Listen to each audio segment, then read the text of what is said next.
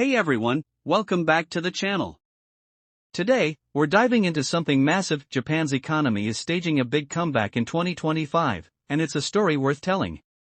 For decades, Japan has been the poster child for stagnation, think lost decades, deflation, and a shrinking population. But now, as we sit here in April 2025, things are shifting. The land of the rising sun is showing signs of an economic sunrise, and it's not just a blip, it's a transformation. In this video, we're breaking down why Japan's economy is roaring back, what's driving this recovery, and what it means for the world. From wage hikes to a weak yen, consumer spending to global trade, we've got a lot to cover. So, grab a snack, hit that like button, and let's get into it. The end of deflation, a new era begins. First up, let's talk about the big headline: Japan is finally shaking off deflation. For over 30 years, Japan's economy was trapped in a cycle of falling prices, stagnant wages, and cautious spending. It was like the country was stuck in economic quicksand. But in 2025, that's changing. Inflation has been above the Bank of Japan's 2% target for over 2 years now, and it's not just a temporary spike from global supply shocks, it's starting to look sustainable. Why? Because wages are rising, and people are spending again. This isn't the Japan of the 1990s anymore. The government and the Bank of Japan have been pumping support into the system, think tax cuts, energy subsidies, and a cautious shift away from ultra-loose monetary policy. It's like Japan's economy is waking up from a long nap, and 2025 is the year it's stretching its legs. Wage growth, the engine of recovery. Speaking of wages, let's zoom in on one of the biggest drivers of this comeback: wage growth. In 2024, Japan saw its sharpest wage hikes in 33 years during the annual spring negotiations, or shunto. Big companies agreed to raises of over 5%, and even smaller firms followed suit with solid increases. Fast forward to 2025, and the momentum's still going. Early signs from this year's negotiations suggest another strong round, maybe not 5%, but close to 3% or 4% when you factor in regular salary bumps. Why's this happening?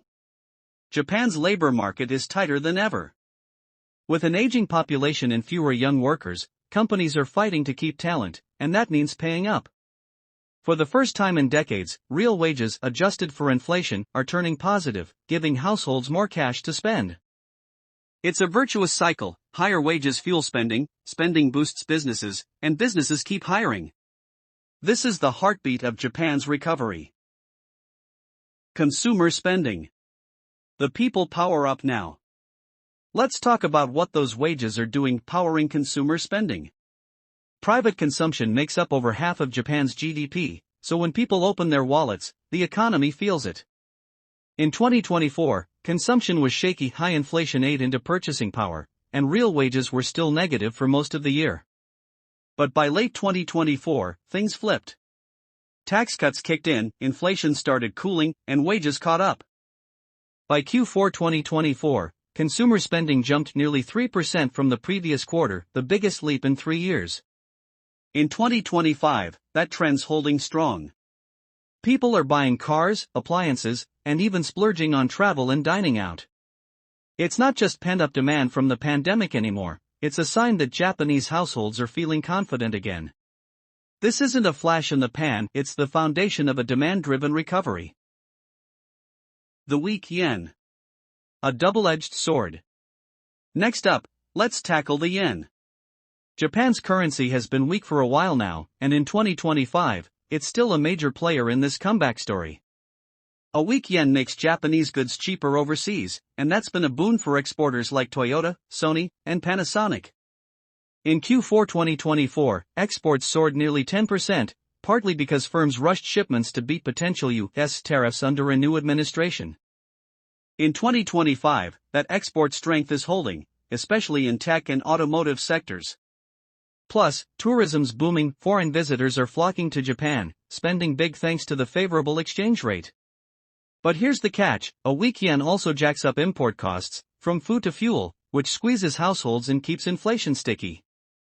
It's a double-edged sword, but so far, the export and tourism gains are outweighing the downsides, giving Japan's economy a global edge. Monetary policy. The Bank of Japan's balancing act.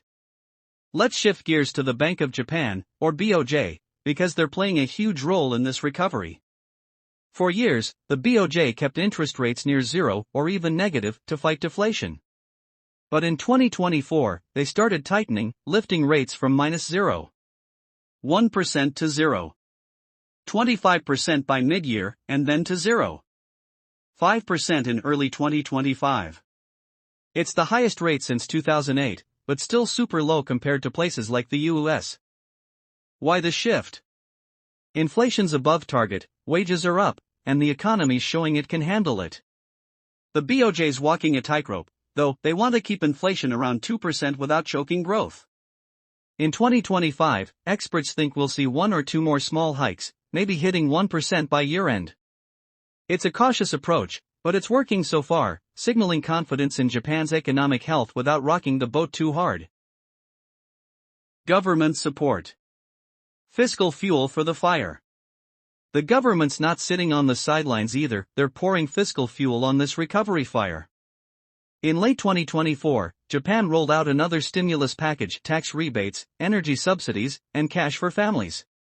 It wasn't as massive as the pandemic-era handouts, but it kept domestic demand ticking up.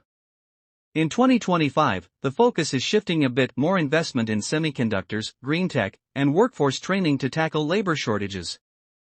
Public debt still sky-high, over 250% of GDP, but low interest rates and a domestic bond market keep it manageable. The new Ishiba administration, which took over in late 2024, is pushing wage hikes and job fluidity, building on past policies. It's not perfect, political gridlock could slow things down, but for now, government spending is a key pillar propping up this comeback. Exports and trade. Riding the global wave. Let's circle back to exports, because they're a massive piece of this puzzle. Japan's an industrial powerhouse, cars, electronics, machinery, and in 2025, global demand is giving it a lift. Despite a US slowdown in China's sluggish recovery, Japan's found a sweet spot. Emerging markets are snapping up Japanese tech, and the weak yen keeps prices competitive. Late 2024 saw exports jump, and early 2025 data suggests that's not slowing down. Sure, there's risk. US tariffs could hit hard if they ramp up, and China's economic woes might drag on. But Japan's diversifying its trade partners and leaning into high-value sectors like semiconductors. The current account surplus is growing too, thanks to income from overseas investments. Trade's not just a lifeline, it's a rocket booster for this recovery. Productivity and innovation. The long game. Now, let's look at the long game, productivity and innovation. Japan's been lagging here for years, with slow total factor productivity growth and too many low-profit zombie firms hanging on. But 2025 is showing flickers of change. Companies are investing in digitalization, think AI, robotics, and automation, to offset labor shortages. The government's throwing billions at semiconductors and green tech, aiming to reclaim Japan's edge in innovation. It's not a quick fix, productivity's a slow burn, but the seeds are being planted.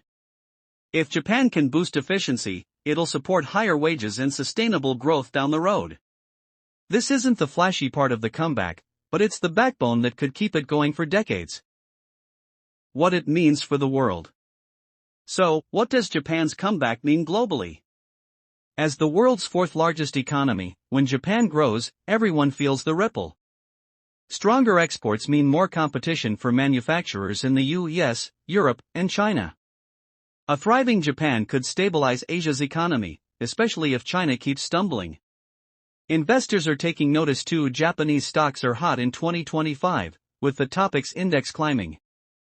Plus, a confident Japan might flex more diplomatic muscle, shaping trade deals or climate talks. This isn't just a national story, it's a global one. Japan's back in the game, and the world's watching. Japan's economic sunrise, and there you have it. Japan's economy is staging a big comeback in 2025, and it's a mix of grit, policy, and timing. From wage hikes and consumer spending to exports and innovation, the pieces are falling into place. Sure, there are risks, but after decades in the doldrums, Japan's showing it's got fight left. What do you think? Can Japan keep this up, or is it too good to be true? Drop your thoughts in the comments, hit subscribe if you haven't already, and let's keep the conversation going. Thanks for watching, and I'll see you in the next one.